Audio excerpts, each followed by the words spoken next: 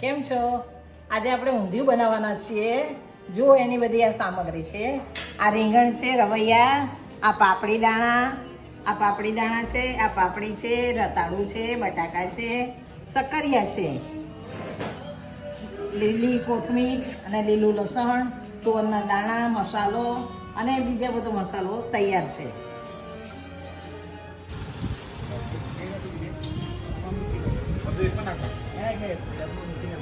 हाँ जमना बना के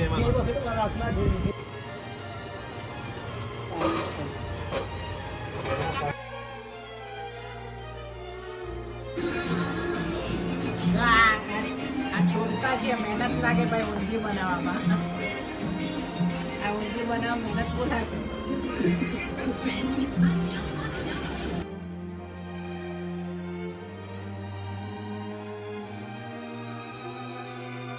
આપણે હવે ઊંધિયું બનાવીએ. આ ઊંધિયા માટે આપણે આ રીતના નાના રીંગણ લેવાના છે, એની ડીચ કાઢી લેવાની અને પછી કાપીશું, કારણ કે બ્લેક પડી જશે. અને આ પાપડી જે છે તે પોચી સેજ પાપડી આવે, નાના દાણાવાળી લીધી છે. અને આ પાપડી છે તેના આપણે દાણા કાઢેલા છે આ રીતે. રતાળો બી આપણે છેલ્લે કાપીશું, મસાલો તૈયાર થઈ જાય પછી. બટાકા બી નાની બટાકી લેવાની છે, આ રીતની બટાકી આ રીતની નાની લેવાની છે. તો બરાબર ધોઈને સાફ કરી લીધી છે. મીઠું છે, લાલ મરચું કાશ્મીરી, ધાણા જીરું, હળદર, ખાંડ, તલ, અજમો. દાણાને ધોઈને બરાબર ઝીણા કાપી લેવાના છે. તુવેરના દાણા છે અને લીલું લસણ બી ધોઈને ઝીણું કાપી દીધું છે. ને આ આપણો નાના લીલા મરચાં, થોડું આદુ લસણનો મસાલો છે, હિંગ છે અને લીંબુ છે. હવે આ શક્કરિયા ને એ બધું આપણે કાપીને પહેલાં આપણે મસાલો તૈયાર કરીશું અને પછી એના સ્ટફિંગ માટે મસાલો તૈયાર કરી દઈએ. મસાલો તૈયાર કરવા માટે હવે આપણે પહેલાં દાણા લઈશું ને આ રીતે બધો મસાલો એડ કરીશું. હવે લસણ નાખીએ અંદર.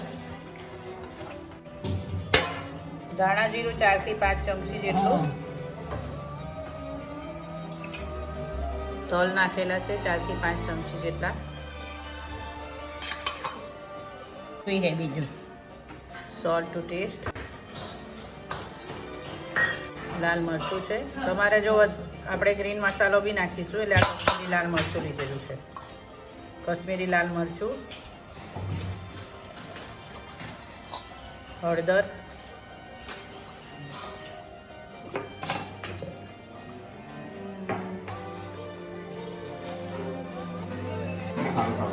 ખાંડ છે,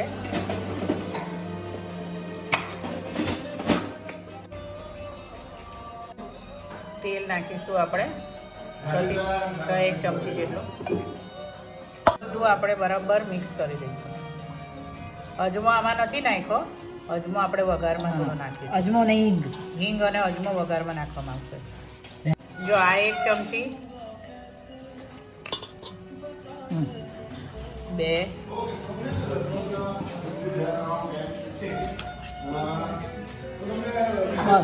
4 ચમચી જેટલું આ લીલો મસાલો નાખેલો છે. અને હવે બધાને આપણે એકદમ પરફેક્ટ મિક્સ કરી દઈએ. લીંબુનો રસ. બોલા મનીષાબેન. હરી અમારા કર્યાને આ રીતે આપણે ચોલી દઈશું, નહીંતર તરત એને આ મીઠાવાળા પાણીમાં નાખી દઈશું, નહીંતર બ્લેક પડી જશે. અને આ રીંગણની આ રીતે ડીચ રાખેલી છે, એને 4 કાપા પાડીને એને બી આપણે મીઠાવાળા પાણીમાં નાખીશું, નહીં તો બ્લેક થઈ જશે. રતાળું છેલ્લે નાખીશું. આ બાટમાં આપણો મસાલો રેડી થઈ ગયો છે.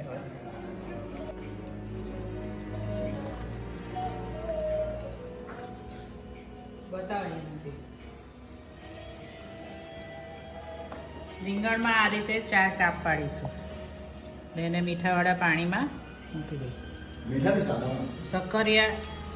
શક્કરિયાને આ રીતે વચ્ચેથી આપણે 1 કાપ પાડીશું ને આટલી સાઈઝના કાપીશું. બટાકાને બી આ રીતે વચ્ચે 1 કાપ પાડી દેવાનો. શક્કરિયાને બી આ રીતે 1 કાપ પાડવાનો. આ રીતે ઊંધિયામાં મસાલો ભરવાનો છે. આ રીંગણમાં બી આ રીતે આપણે બધું સ્ટફિંગ ભરીશું. બટાકામાં બી આ રીતે કાપામાં બધો મસાલો ભરી દેવાનો છે. આ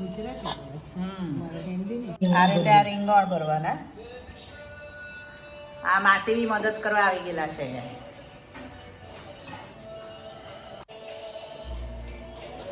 ઊંધિયા ટીમ, ઊંધિયા બનાવવા વાળાની ટીમ. ચાલો હવે હું બી મદદ કરવા લાગુ.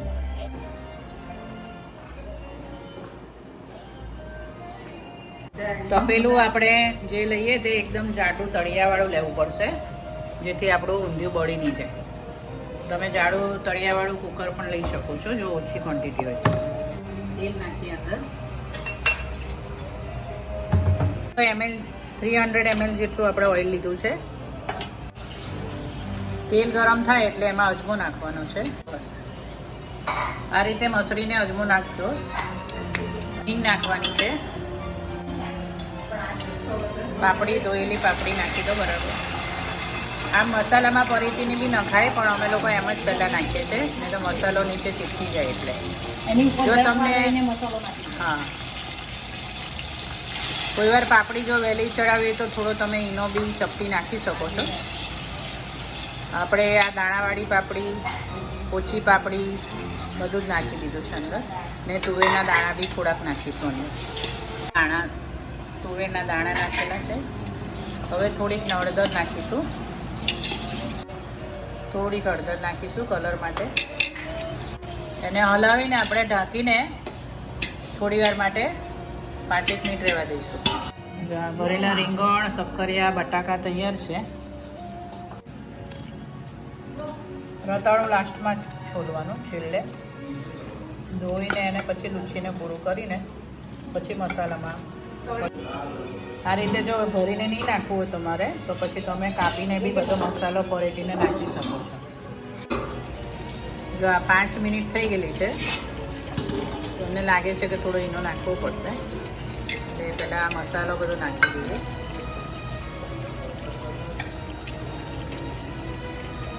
થોડોક નાખ્યો છે, અડધી ચમચી જેટલો. હવે એને હલાવી દઈએ એટલે છે ને પાપડી જરા જલ્દી ચડી જાય. હવે પાછું આપણે ઢાંકી દઈશું 5 મિનિટ માટે. ધોઈને એટલે છોલીને ધોઈને લૂછીને આ રીતે લૂછી કાઢવાનો, એટલે ચીકણું નાખે છે. પછી એને કાપીને આપણે મસાલામાં પરેટી દઈશું. 5 મિનિટ બીજી થઈ ગઈ છે. પાપડી આપણી થોડીક ચડી ગયેલી છે. હવે આપણે આ ભરેલા રીંગણને બધું જ અંદર નાખીશું. નીચે ચોટ્યું નથી એ ખાસ ચેક કરી લેવાનું. અને થોડી વાર પછી તમને એવું લાગે તો તમે જાડી તવી નીચે મૂકી શકો છો. આમાં મૂકતા છે રીંગણ, આ રીતે મૂકી દેતા છે. હવે છે ને રીંગણને પહેલા મૂકવાના, હા, કેમ કે રીંગણને ચડતા વાર લાગે. ઓકે. પછી શક્કરિયા ને બટાકા મૂકવાના. જો આ રીતે બા ગોઠવતા છે રીંગણ. લાડુના આ રીતે પીસીસ કરીને એને આ રીતે મસાલામાં લપેટી દેવાના. આ શક્કરિયા અને બટાકા મૂકી દેવાના.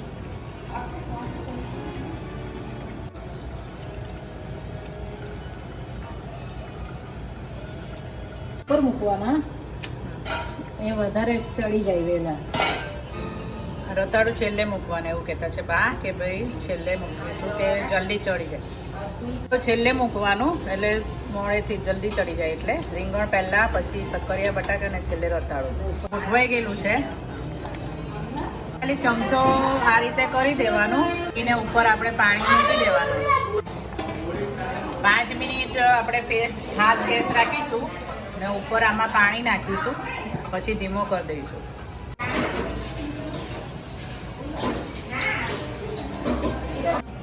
આ 10 મિનિટ થઈ ગયેલી છે. હવે આ 10 મિનિટ પછી નીચે ચોંટતું નથી એટલું જ ખાલી ચેક કરી લઈએ.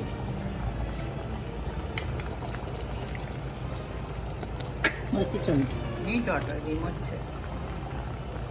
તેલ બી છે ને વધારે. હવે પાછું ઢાંકીને તમને એવું લાગે નીચે ચોંટે છે એવું લાગે તો નીચે જાડી તવી મૂકી દેવાની. બાકી બહુ હલાવવાની જરૂર નથી. અને પાછું ઢાંકીને મૂકી દેવાનું અને ધીમા તાપે થવા દેવાનું. બસ હવે તો 1 કલાક સુધી આપણે આ ધીમા તાપે આ રીતે મૂકી રાખીશું.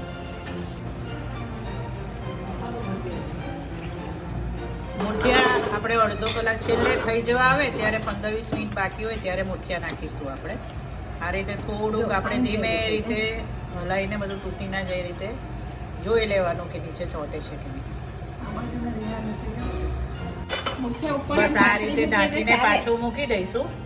બીજું હવે તમને લાગે તો 10-15 મિનિટ પછી તવી મૂકી દેવાની. એકચ્યુઅલી કલાકની આસપાસ થાય ઊંધિયું થતા અને ધીમા તાપે થવા દેવાનું. અડધો કલાક થઈ ગયેલો છે. હવે જરા જોઈ લે નીચે ચોંટનું છે કે નહીં. હવે આ નીચે જરા તવી મૂકી દઈશું. હવે આ તવી ઉપર આપણે આ રીતે મૂકી દઈશું. થોડો ફાસ્ટ ગેસ કરેલો તવી ગરમ થાય પછી તમે આ હલાવીએ છીએ આ રીતે.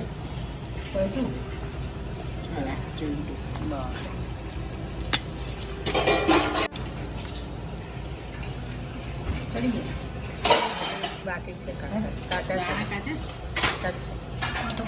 હવે પાછું અડધો કલાક રહેવા દે. હજી દાણા કાચા છે એટલે મુઠિયા નહીં નખાશે. દાણા થોડા ચડી જાય પછી મુઠિયા નાખવાના. તે મુઠિયા મૂકી અને પછી ઢાંકણ ઢાંકીને બધું અડધો કલાક આપણે તવી મૂકીને થવા દઈશું. આ રીતે પાછું ઢાંકી દીધું છે અને ધીમા તાપે થવા દઈશું. અડધો કલાક થઈ ગયો છે ને અમે ગેસ બંધ કરી દીધેલો હતો. અડધો કલાક પછી હવે જો આવે જો બરાબર મસ્ત ઊંધિયું થઈ ગયું છે તૈયાર. ચડી ગયા રીંગણ બી ચડી ગયા છે. મુઠિયા બી હવે થોડીક વાર એને હલાવીને પાછું આપણે મૂકી દઈશું આ રીતે.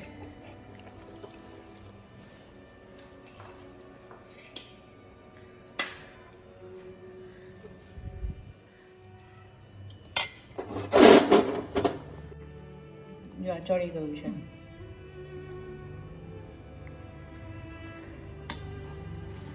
આ દાણા બી થઈ ગયા છે. કેવું છે ઊંધિયું? બહુ મસ્ત છે ને સાચું કે એટલે બધા કોણ કેવું